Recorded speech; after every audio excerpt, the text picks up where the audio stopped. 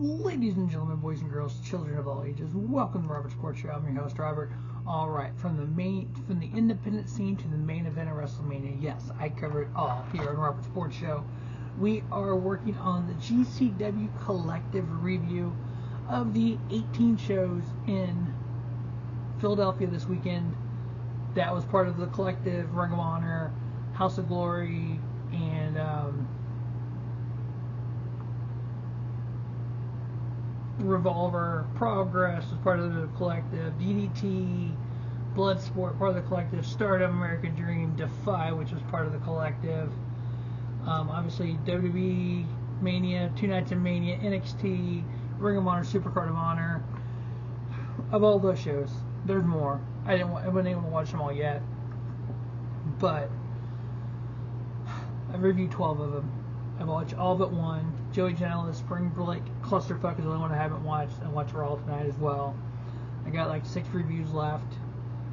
It's been a great weekend. It's been a fun weekend. It's awesome to be able to try to watch all these and get reviews up for all of them. Definitely, I'm going to try next year to keep them in order and do some other ones as well. I got big plans for next year for Mania Week. Obviously, it looks like WrestleMania will be in Minnesota, Minneapolis. So it's Central Time Zone, so I just got to work my work schedule where I get time to be able to just sit down and watch them all. Got some big plans for the week leading up to it. We'll see what we can do. Obviously, I make plans, don't always get to follow through with them. But we are Joey Janela, Spring Break 8. Oh my God, there's been 8 of these things already. So awesome. Clusterfuck is 9, so we'll definitely have to check that out. Alright, so Spring Break 8, we know the headline matches. GCW World Title, Blake Christian versus Joey Janela for the GCW World Title.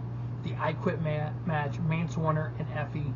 We had one of the greatest Lucha Libre style matches you could on paper.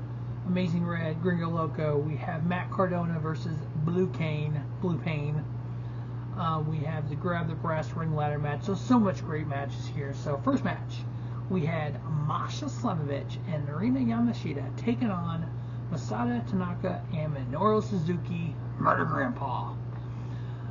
Oh, what a hard-hitting match this was. When you have somebody that can strike like Suzuki and Tanaka going up against 2 of the top deathmatch wrestlers in pro wrestling, Masha Slamovich, and then obviously the GCW Ultra-Violent Champion, Rina Yamashita, and Masha, former GCW World Champion. They battled and fought. At the end of it, we were able to get Masha to pin Tanaka. 1, 2, 3. 3.5-star match. Masha and Rina getting the victory there. Next up, we had a fun little 6-man tag match. We had the East-West Express, Jordan Oliver, Nick Wayne, which I'm kind of curious about, because the East-West Express was trademarked by Tony Khan. Nick Wayne already works for AEW. Does that mean Jordan Oliver's going to AEW? Please make that happen. But we'll see. They teamed up with Speedball Mike Bailey, of course. You know, Mr. WrestleMania weekend. He had like 50 matches this weekend. Went up against the Rock and Roll Express. Ricky Morton, Robert Gibson. Robert Gibson coming out of retirement for this. And then the next generation Young Punk, Kerry Morton. And I say Young Punk because he is a young punk. I love the fact we had Nick Wayne in the ring, who is what? 18 years old? Let me see what it tells me here. 18-year-old Nick Wayne in the ring with Ricky Morton, who is 67 years old. Almost 50 years apart in age between Ricky Morton and Nick Wayne, and they're in the ring wrestling each other. Only in the GCW collective can you get that.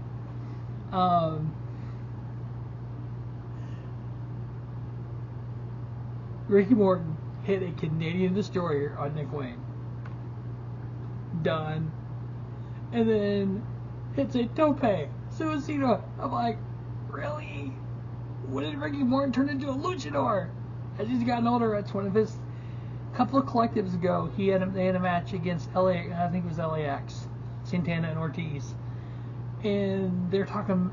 Ricky Morton was saying this. They were talking strategy, and one of them said, "When we do a Canadian Destroyer," he's like, "What's that? I've never seen that before."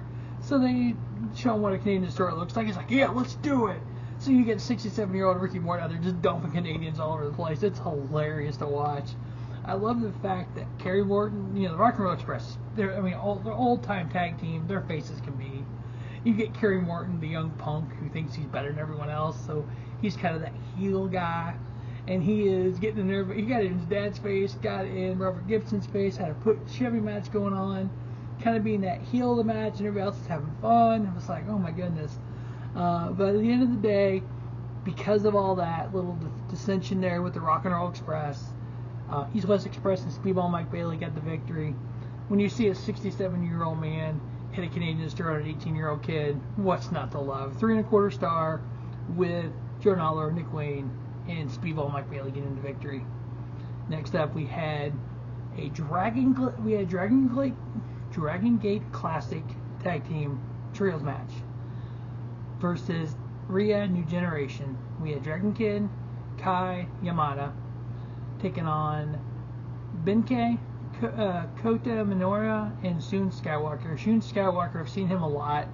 One of my favorite actual Japanese Lucha Libre guys. This match was one of those. It was a typical Lucha Libre Japanese kind of match. You get a lot of striking, the Japanese strong style, and a little bit of flying, and just enjoy. And Dragon Gate Classic got the victory, 3 1/2 star. Next up, one of my favorite matches actually, Grab the Brass Ring ladder match. This is the match that Blake Christian won last year, and then at Tournament of Survival, at the Cage of Survival match, he ended up cashing in the brass ring to beat Masha, because it was Masha versus Rina for the GCW title. And at the very end, he comes out, cashes in, and pins Rina to win the GCW World title. So grab the brass ring, ladder match. Brass ring above the ring. We got ladders. Go climb it. Go get it. Kind of like Money in the Bank.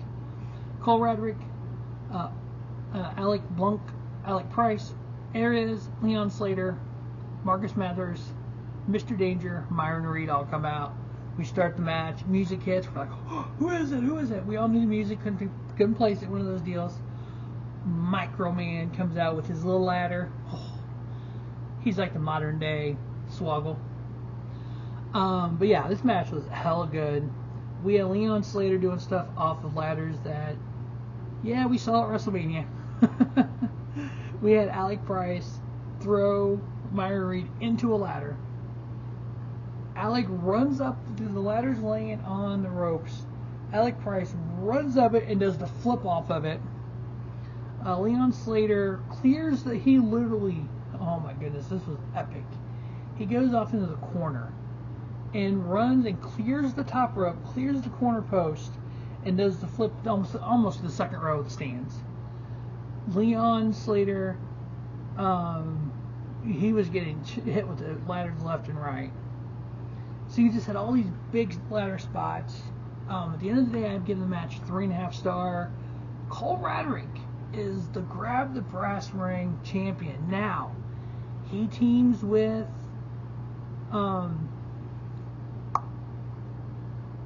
what is it? Alec Price, my bad. Brain. He teams with Alec Price, the Garbage Daddy. So, is Cole Radrick going to cash in for a tag title match? Or is he going to cash in for a world title match?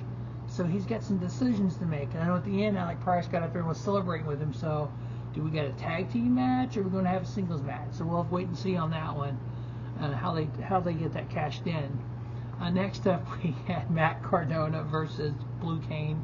He used to be called Blue Cane, but they changed it to Blue Cane because I'm assuming they got a cease and desist order from WWE because they can't use the word Kane because they are trademark Kane because of Kane, The Undertaker, Kane. So they did Blue Pain instead of Blue Cane. It used to be Kane. It sounds like Kane, but it's Blue Pain.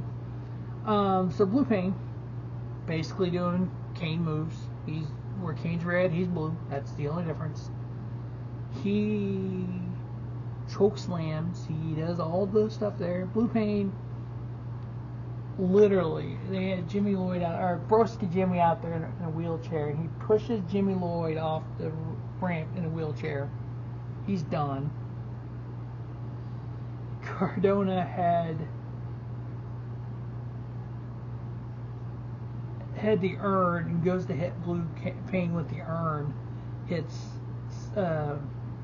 Steph Lander instead.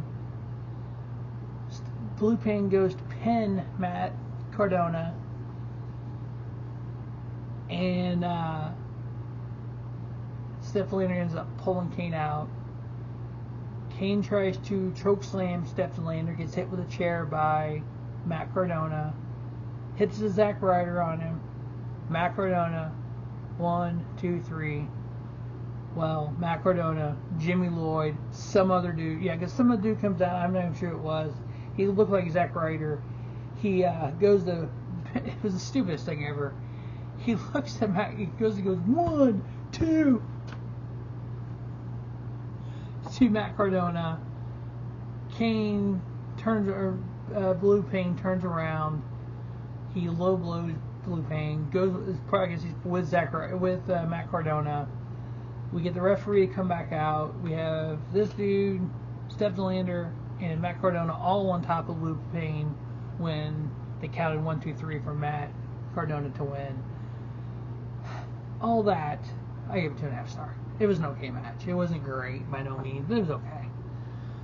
Next up, we had a match that on paper I thought was going to be better than it actually was. We had Amazing Red versus Gringo Loco. 2 Tier 1 Lucha Libre stars, former X Division champion and Amazing Red.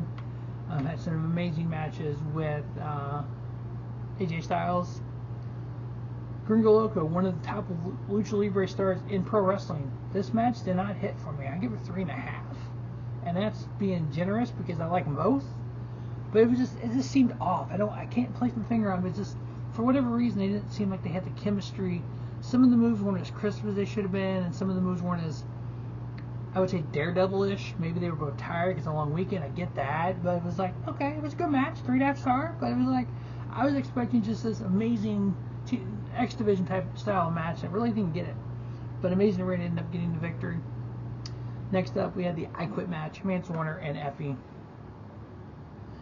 Chairs were involved. Doors were involved. The only rule was, no, there are no rules. Somebody has to say I quit. Mance choke slammed Effie through doors. Ended up tying him to the ropes. We've seen this before. And Alec actually, so Mance was beating down Effie. Alec came out to help. Hit Manser. Manser ends up handcuffing or tying Effie to the ropes. Gets his drill out. Alec was getting ready to drill into her head. Told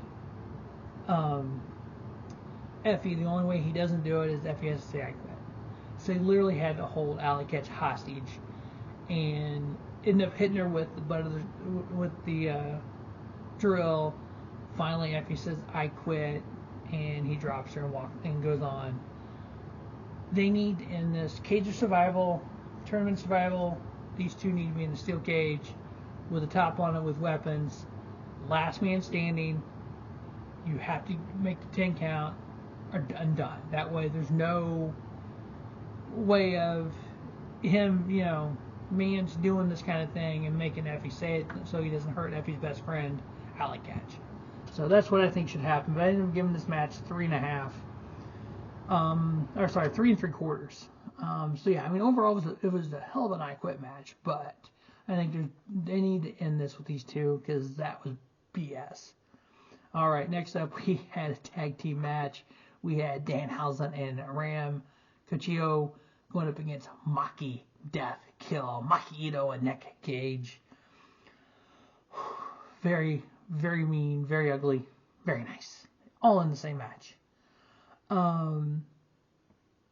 Danhausen used Maki's pizza cutter to cut her open, and then Ram Kocho did the same thing, used the same pizza cutter. Nick ended up spearing Danhausen through a door.